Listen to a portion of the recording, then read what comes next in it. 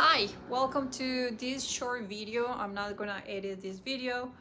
I'm gonna try to go straight to the point. This video it's all about sharing some tools that you can practice right now. I'm gonna focus on very sensitive people. Um, yeah, if you're one like us, welcome. This video is for you.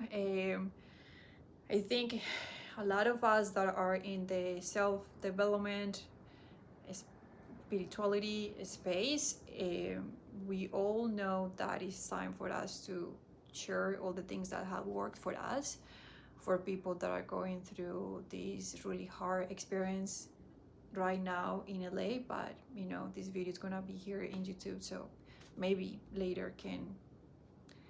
I know LA is not the only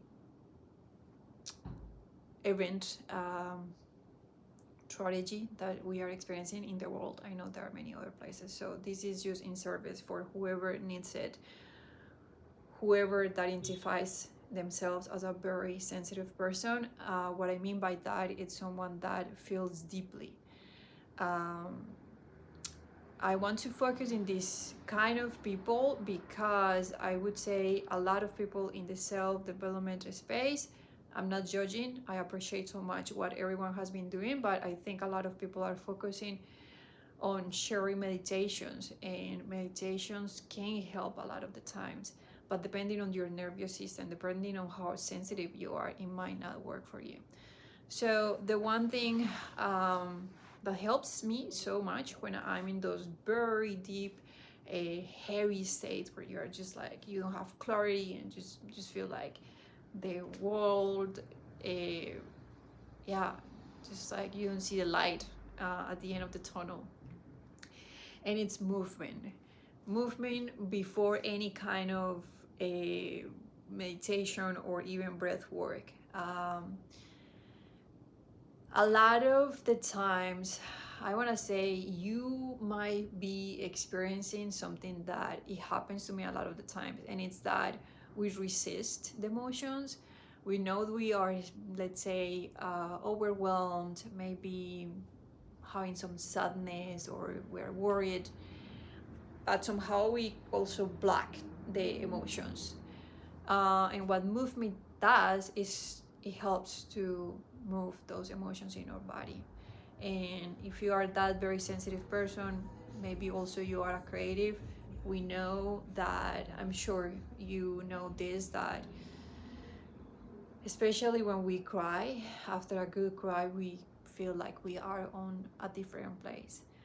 I remember this beautiful sentence that someone said to me many years ago that goes something like, this was in Spanish, so in English I think it's like, tears will always take us to new places. Tears are boats, I'm sorry. Tears are boats that always take us to new places. And I do feel that way. I'm sure if you are that sensitive human watching this video, I know you might have good cries and you know that feeling. So we need to get it out in order for you to start helping your nervous system. And not only for that, I think regulating nervous system, it is very good, but I'm speaking to you, creative, sensitive human also. I know at some place inside of you, in some place inside of you, in your heart, you know you would like to create from this. I'm not talking specifically about art or design, but I know you might be feel like, I want to create a new life, a new something, a new business, solutions for people. And when we are so blocked in our emotions, in these heavy feelings, it is really, really challenging, right, to find that inspiration.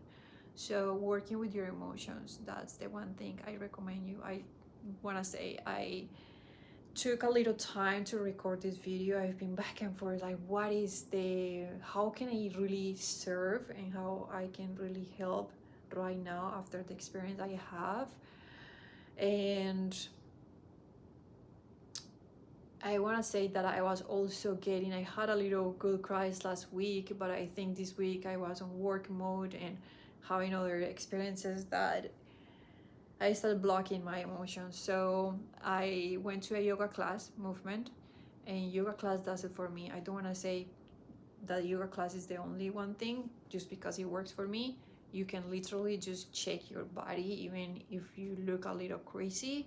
It's time to put our egos aside and really use and practice and be curious and experiment with whatever is gonna work for you. I see you, and I know it's kind of like a unique. I know it sounds a little ironic because we have had events like this around the world and history many times already, but it's a big one. It's a heavy one. So I want to acknowledge you for everything you might be feeling and experiencing. Um, Also, a little reminder, I think as a sensitive person, I struggled so much comparing myself for many years with others. Like, how come they don't feel things so deeply? How come after, a couple of hours they feel fine and they can just go back to life? Or how come they don't even feel anything, and I'm just here like feeling it all for everyone. So I know when we are in those deep places, it's easy to lose our sense of value. We might feel like we don't have anything or anything good to offer. Or, our sense of our self-worth can be uh, affected when we are in these states. And believe me, well, you don't have to believe me. I know you know this inside of you, in your heart. We are so needed in this world. The big feelers, people that feel so deeply, the world needs us. And if you're an artist, if you are a designer, you probably know this already. Without our capacity or beautiful ability to feel so deeply, the this planet would be a very boring thing. We bring color, we bring excitement, we bring rainbow of feelings, and there wouldn't be singers, there wouldn't be songs, art wouldn't exist. So I know that this world needs us, but I know also that when we are in these difficult places, it is very challenging for us to get back to be in that creative energy. So that's where I want you. That's where I know you want yourself to be. That's where the world needs us. So I hope these little tools can help you. Checking your body, moving your body. Yes, can be yoga if it's available for you to exercise. Commit to little 10-15 minutes every day, little by little, until you start regulating a little more your nervous system. And when you feel ready, of course, meditating, creating that space. So we want a space so inspiration can come and we can create that new life, that new work, that new everything that you might want to create after this experience in your life. So yeah, I really wanted to emphasize in the movement piece. There's another thing that it's been powerful for me as a big feeler. Again, it's like if you identify as a big feeler, like I'm sure you're very connected with your body as well. So in yoga we do this thing, I'm sure you have seen that we kind of sing at the end of the class. We what's the word for this? Mom. I'm forgetting all my words in English at the moment, but I know you know what I'm talking about. We make these sounds where what we are doing is we're activating our throats. So that vibration, if you do it for a little while, that moves things inside. We all connect with our senses in different ways. So for some people that can be a good tool. It's also very soothing. Remember, babies when you were little. I don't know if you can remember when you were a baby, but you have seen moms singing for babies. Trust me, yeah, it's a very soothing thing that you can also do. Putting your hands in your body, you know, it's time to again forget about your ego. Just doesn't matter if you look weird, whatever it is. Just try and experiment with all kind of things that might help you. You know, build your own version of a helping your nervous system. So I'm focusing a lot on nervous system because that's how then you can go into meditation, and that's how you can go and do many other things. Um, of course, breath work sometimes it's helpful, and I'm gonna link a few resources. I'm gonna try to find 10 minutes breath work sessions and things like that that you know you can do, and you can practice and test if it's the thing for you. I think that's all for today. My whole heart is with you, my big feeler, sensitive human out there, empathetic person. Well, one more thing before I go. Frame technique. It's something that I am at the moment. I'm working on this technique. And the frame technique, what allows us is to stay on our frame reality. How can I say this? If you're a very sensitive person, I would assume that you are very empathetic and you might also feel others' emotions. And that's just like when we are in this anxiety, that's just like the worst thing, right?